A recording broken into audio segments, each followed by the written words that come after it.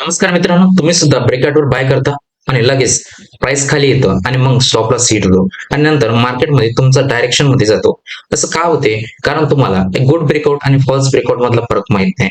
आजच्या व्हिडिओमध्ये मी तुम्हाला प्रोफेशनल ट्रेडर कशा पद्धतीनं रूल रूल बघून आपलं ब्रेकआउट ट्रेडिंग करतात ते आपण या ठिकाणी बघणार आहे. तर बघा, सर्वप्रथम आपल्याला तुम्ही याच पद्धतीनं मार्केटमध्ये ट्रेड घेत असाल तर बघा की या ठिकाणी तुम्हाला एक रेजिस्टन्स दिसत असेल.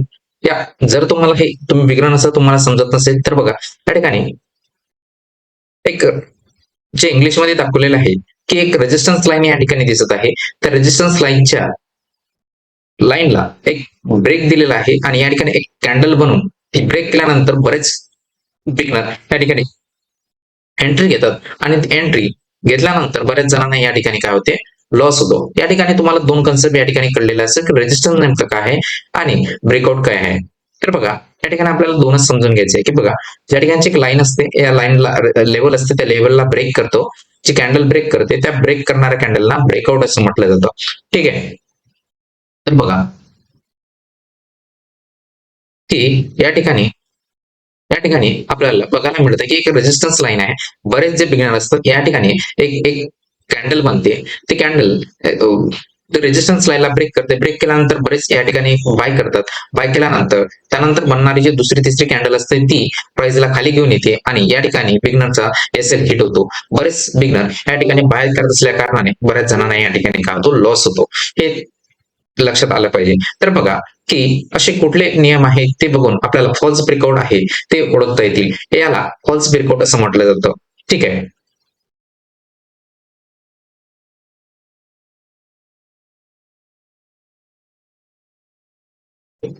तर बघा फॉल्स ब्रेकआउट कसे ओळखायचे, तर बघा मार्केटमध्ये जेव्हा जे जे प्रोफेशनल ट्रेडर असतात ते मार्केटमध्ये ट्रेंड मध्ये आहे की नाही ते बघता. बघा की मार्केटमध्ये जर अप ट्रेंड असेल तर त्या ठिकाणी मोठ्या प्रमाणावर आपल्याला सक्सेसफुल ट्रेड या ठिकाणी मिळतो. फॉल्स ब्रेकआउट त्या ठिकाणी कमी मिळतात. परंतु साइडवेज मार्केटमध्ये तुम्हाला फॉल्स ब्रेकआउट मोठ्या प्रमाणात बघायला मिळते. हे तुम्ही लक्षात ठेवलं पाहिजे. त्यानंतर दुसरी गोष्ट, जर प्राइस जर च्या खाली असेल तर त्या ठिकाणी आपल्याला फॉल्स ब्रेकआउट बघायला मिळते. जर ज्या ठिकाणी ब्रेकआउट देत आहे आणि त्या व्हॅल्यू या ठिकाणी जर ग्रीन कॅन्डल जरी ब्रेकआउट देत असेल आणि त्या ठिकाणची व्हॅल्यू जर खूप कमी असेल, त्या ठिकाणी फॉल्स सिग्नल मिळण्याचे खूप चान्सेस असतील. ठीक आहे. तर त्या ठिकाणी अशा ठिकाणी आपण ब्रेकआउटवर एंट्री घेणे टाळलं पाहिजे. नेमकी ब्रेकआउटवर एंट्री घेण्याची योग्य रूल्स काय आहे ते आपण या ठिकाणी समोर जाऊन बघणार आहे. ठीक आहे. या ठिकाणी बघा, या ठिकाणी परफेक्ट एंट्री झालेली आहे. बघा या ठिकाणी एक या ठिकाणी परफेक्ट ब्रेकआउट झालेला आहे आणि या ठिकाणी एंट्री सुद्धा परफेक्ट भेटलेली आहे. हे तुम्हाला बघायला मिळत आहे.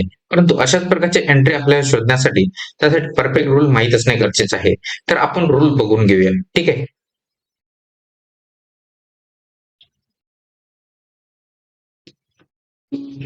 की बघा, परफेक्ट ब्रेकआउट साठी पहिला रूल जे आहे, एक म्हणजे स्ट्रॉंग ट्रेंड असला पाहिजे. म्हणजे मार्केटमध्ये एक स्ट्रॉंग ट्रेंड ट्रेंड असला पाहिजे. म्हणजेच प्राइस एक हायर हाय फॉर्मेशन मध्ये असावी किंवा ती अप ट्रेंड मध्ये असणे फार गरजेचे असते. कारण त्या ठिकाणी मॅक्सिमम जे ब्रेकआउट असतात ते सक्सेसफुल होतात. त्यामुळे एक चांगला चांगला हायर हाय फॉर्मेशनचा अप ट्रेंड असणे फार गरजेचं आहे. त्याच्यानंतर कंडिशन नंबर दोन म्हणजे मल्टिपल टेस्ट. त्या ठिकाणी प्राइस वारंवार बघा मल्टिपल हे रेजिस्टन्स झोन आहे. या रेजिस्टन्स झोनला प्राइस या ठिकाणी बघा एक ठिकाणी टच केलेला आहे, त्या ठिकाणी टच केलेला आहे, त्या ठिकाणी मल्टिपल टाइम टच केलेला आहे. त्यानंतर तिने ब्रेकआउट दिलेला आहे हे आपल्या लक्षात येईल. कंडिशन नंबर 2 आपल्याला माहित असणे गरजेचं आहे. ठीक आहे. कंडिशन नंबर 3 त्या ठिकाणी एक स्ट्रॉंग ब्रेकआउट आलेलं पाहिजे. म्हणजे त्या ठिकाणी त्या ब्रेकआउट देणाऱ्या कॅन्डल मध्ये समजा जी कॅन्डल रेजिस्टन्सला ब्रेकआउट देणार आहे त्या कॅन्डल मध्ये बिग कॅन्डल बनायला हवी. थोडी वीक असली तरी चालेल, परंतु तिचा क्लोज हा रेजिस्टन्सच्या वरत असला पाहिजे. ही कंडिशन नंबर 3 आहे. ठीक आहे. आणि तिचा क्लोज रेजिस्टन्सच्या वर असला पाहिजे. कंडिशन नंबर 3 आहे. ठीक आहे. आणि कंडिशन नंबर 4 जे आहे, त्या कॅन्डल वरती ब्रेकआउट देणार आहे, तिचा जो व्हॅल्यूम आहे ते खूप मोठा असावा. ठीक आहे. तर त्याला आपण व्हॅलिड कन्फर्मेशन कॅन्डल म्हणू शकतो. ही कंडिशन नंबर 3 आणि 4 फॉलो केलेला असावा. आणि कंडिशन नंबर जे 5 आहे ते म्हणजे प्राइस यूएफच्या वर असावी. यूएफ नावाचं एक इंडिकेटर आहे. जर त्याच्यावरती जर प्राइस असेल तर ते पॉझिटिव्ह मानल्या जाते, म्हणजेच ट्रेंड मध्ये मानल्या जाते, आणि प्राइस जर त्याच्या खाली असेल ते निगेटिव्ह मानल्या जाते. म्हणून ते यूएफच्या वर असणे फार गरजेचं आहे. आता तिन्ही कंडिशन आपण चार्ट वरती बघूया.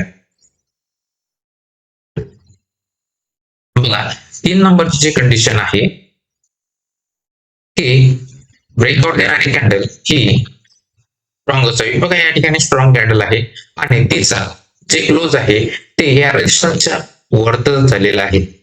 ठीक आहे. आणि जे जे ब्रेकआउट दिलेले कॅन्डल आहे ते मागील आणि त्या ब्रेकआउट देणाऱ्या कॅन्डल्स जे व्हॅल्यूम आहे ते मागील कॅन्डल पेक्षा जास्त आहे. जे या ठिकाणी स्ट्रॉंग व्हॅल्यूम आहे हे आपल्याला कन्फर्मेशन झालं. Condition number 3, 4 and 5. आणि त्यानंतर बघा की एक वेब इंडिकेटर आहे, ते वेब इंडिकेटरच्या प्राइस वरती असलं पाहिजे. आणि या ठिकाणी बघा, प्राइस वेब इंडिकेटरच्या वरत आहे, जे ब्लॅक मध्ये आपल्याला बघायला मिळते. ठीक आहे. कंडिशन नंबर आपण ह्या कंडिशन आपण फॉलो केलेल्या आहे. त्याच्यानंतर कंडिशन नंबर 6 म्हणजे प्राइस.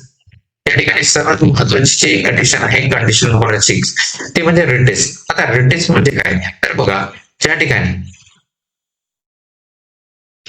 ज्या ठिकाणी प्राइस ब्रेकआउट देते, ब्रेकआउट केल्यानंतर प्राइस पुन्हा थोडी वरती जाऊन जेव्हा परत येते आणि परत आल्यानंतर जेव्हा या ठिकाणी रेजिस्टन्सला टच करते आणि पुन्हा ती वरत जाण्याची तयारी करते, ज्या ठिकाणी ती तयारी करते त्याला म्हटलं जातं रिट्रेस.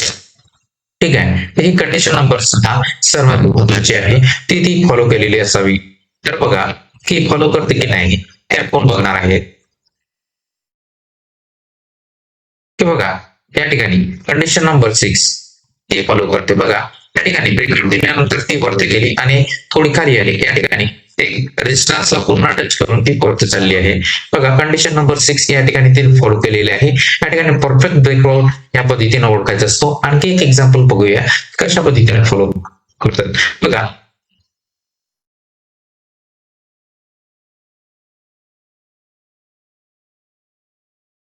त्यानंतर कंडिशन नंबर 1 या ठिकाणी एक अपट्रेंड असावा. बघा, या ठिकाणी एक अपट्रेंड आहे, मार्केटमध्ये एक अपट्रेंड या ठिकाणी बघायला मिळाला.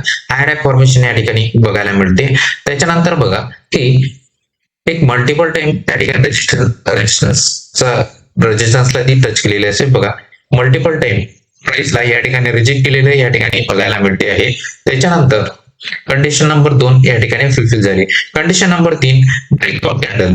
या ठिकाणी त्या कॅन्डलने ब्रेकआउट दिलेला आहे, त्या ठिकाणी ब्रेकआउट दिला आणि तिचा जो त्या रेजिस्टन्स जो लेवल्स आहेत त्याच्यावरती दिलेला आहे. ठीक आहे. रेजिस्टन्स लाईनच्या वरती त्या ठिकाणी क्लोज दिलेला आहे. त्या ठिकाणी पुन्हा कंडिशन नंबर 3 फॉलो केलेली आहे. आणि कंडिशन नंबर 4 की त्या ब्रेकआउट कॅन्डल मध्ये मोठ्या प्रमाणावर व्हॅल्यूम पाहिजे. तर बघा, त्या बाकी कॅन्डल पेक्षा त्या ठिकाणी प्रचंड प्रमाणात आपल्याला व्हॅल्यूम दिसून येत आहे की मोठी कॅन्डल आहे. कंडिशन नंबर 4 फॉलो केली. त्याच्यानंतर व्हीएफ प्राइसच्या वरती असायला हवी, हे आपल्याला कंडिशन नंबर 5 सांगते. तर ठीक आहे. कंडिशन नंबर 6 प्राइस वरती गेल्यानंतर जे वरती खाली येऊन परत रेजिस्टन्स लाईनला टच करेल तेव्हा त्या ठिकाणी आपण बाय करू शकतो. बघा, त्या ठिकाणी बाय केल्यानंतर प्राइस वरती गेलेली या ठिकाणी आपल्याला बघायला मिळते. अशा पद्धतीनं तुम्ही ब्रेकआउट ट्रेडिंग करू शकता. त्या ठिकाणी अशा पद्धतीनं आपल्याला 6च्या 6 रूल परफेक्टली बघायचे आहे आणि ट्रेड घ्यायचा आहे. कुठलेही इंडिकेटर किंवा कुठलेही ट्रेड हा परफेक्शन 100% परफेक्ट नसतो. त्याला वारंवार बॅक टेस्ट करावं लागतं. कोणतीही ब्रेकआउट स्ट्रॅटेजी 100% अचूक नसते. त्याला चांगल्या सेटअपची शक्यता वाढवण्यासाठी त्याला ट्रेंड, व्हॅल्यू, प्राइस ऑप्शन आणि रिस्क मॅनेजच्या सोबत त्यांना वापरावं लागतं. जर हा व्हिडिओ तुम्हाला आवडला असेल तर व्हिडिओला लाईक करा, शेअर करा आणि कमेंट करा.